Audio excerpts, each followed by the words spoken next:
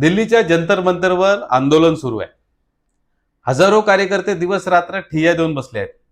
पण या आंदोलनादरम्यान आंदोलनकर्त्यांना परदेशातून ऑनलाईन फूड डिलिव्हरी प्लॅटफॉर्मच्या माध्यमातून जेवण ऑर्डर पाठवलं जात आहे. असे अनेक व्हिडिओ आपण माध्यमांवर पाहिले आहेत. जर एखाद्या आंदोलनाला परदेशातून आर्थिक किंवा वस्तुरूपाने मदत होत असेल तर भारताचा कायदा त्याबद्दल काय सांगतो? मित्रांनो, आज आपण याच विषयावर बोलणार आहोत. आजचा विषय आहे FCRA अर्थात फॉरेन कॉन्ट्रीब्युशन रेग्युलेशन ऍक्ट. कारण आज जंतर मंतर आहे, काल शेतकरी आंदोलन होतं, त्याआधी CA आंदोलन झालं, शाहीनबाग झाली, महिला कुस्तीपटूंचं आंदोलन झालं, मणिपूर आंदोलन झालं, नीट पेपर फुटीवर विद्यार्थी रस्त्यावर उतरले. उद्या दुसरा एखादा मुद्दा असेल. पण प्रत्येक वेळेस एकच प्रश्न समोर येतो, एवढी मोठी आंदोलनं चालतात कशी? पोस्टर्स कोण छापतं? स्टेज कोण उभारतं? मोफत जेवण कोण देतं? कायदेशीर लढाईचा खर्च कोण उचलतं? सोशल मीडियावर लाखो रुपयांच्या मोहिमा कोणी चालवतं? हे सर्व लोकवर्गणीतून होतं का, की देशाबाहेरून आर्थिक मदत येते? जर येत असेल तर त्यावर नियंत्रण कोणाचं? याच प्रश्नाचं उत्तर शोधण्यासाठी भारताने 1976 मध्ये FCRA कायदा आणला. सरकारने तेव्हा सांगितलं होतं की भारतातील राजकारण, सामाजिक चळवळ, धार्मिक संस्था किंवा सार्वजनिक धोरणांवर परदेशी पैशाचा प्रभाव पडू नये. 2010 मध्ये नवीन कायदा झाला, 2020 मध्ये तो आणखी कडक झाला आणि आता 2026 मध्ये पुन्हा दुरुस्ती प्रस्तावित आहे. मग प्रश्न असा आहे, सरकार एवढं म्हणतं की विदेशी निधीवर नियंत्रण आवश्यक आहे, कारण सरकारचा खात्रीशीर दावा आहे की प्रत्येक विदेशी देणगी ही समाजकार्यासाठीच येते असं नाही. काही निधी शिक्षणासाठी असू शकतो, काही आरोग्यासाठी, काही पर्यावरणासाठी.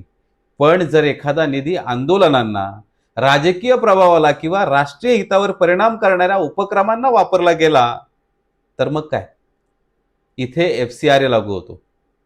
आता जंतर मंतरकडे परत येऊया. सोशल मीडियावर व्हायरल होत असलेल्या दाव्यांमधून असं कळतंय की आंदोलनकर्त्यांना परदेशातून ऑनलाईन फूड ऑर्डर करून मदत केली जात आहे. पण जर उद्या चौकशीत अशा प्रकारचा आर्थिक संबंध आढळला तर तो FCRAच्या कक्षेत येऊ शकतो का?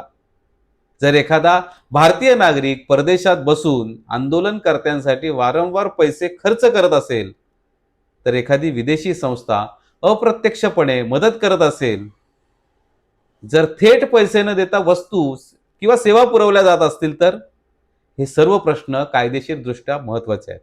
म्हणूनच सरकार FCRA आणखी कडक करण्याचा प्रयत्न करत आहे, असं सरकारचंही म्हणणं आहे. आणि हीच खरी पोटदुखी आहे. देशाला अस्थिर करण्यासाठी परदेशातून येणारा निधी आणि त्यावर नियंत्रण ठेवण्यासाठी सरकारने केलेले कठोर कायद्यांनाच काही घटकांकडून विरोध होत आहे.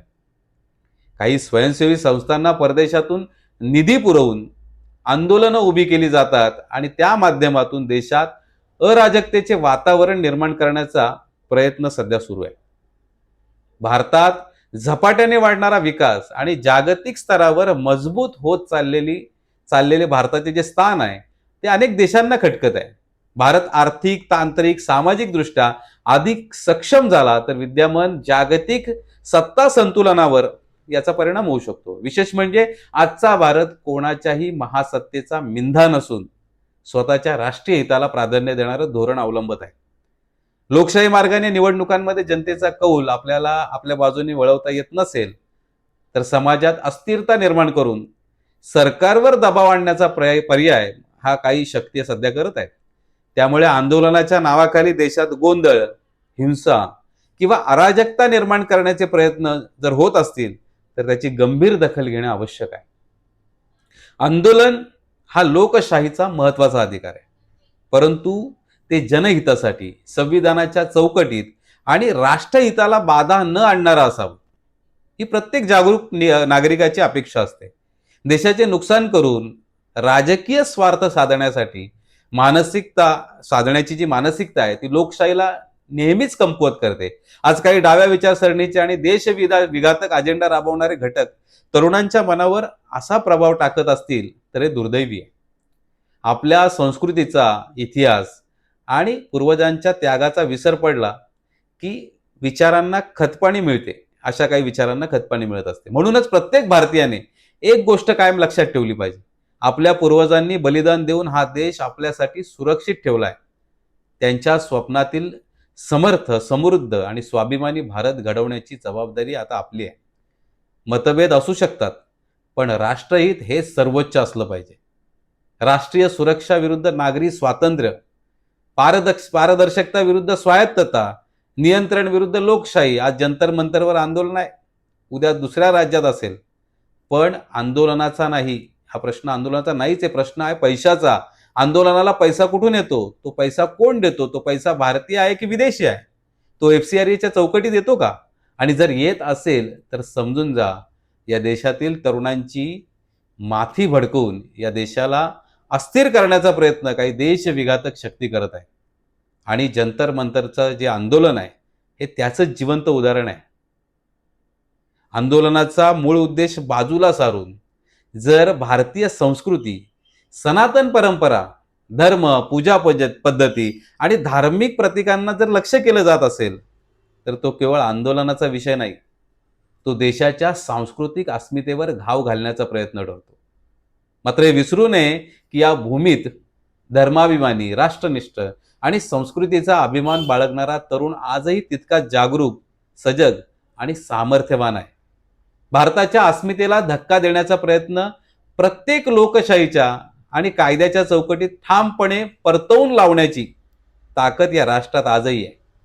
बघा, आपल्याला जाग येते का? जय श्रीराम.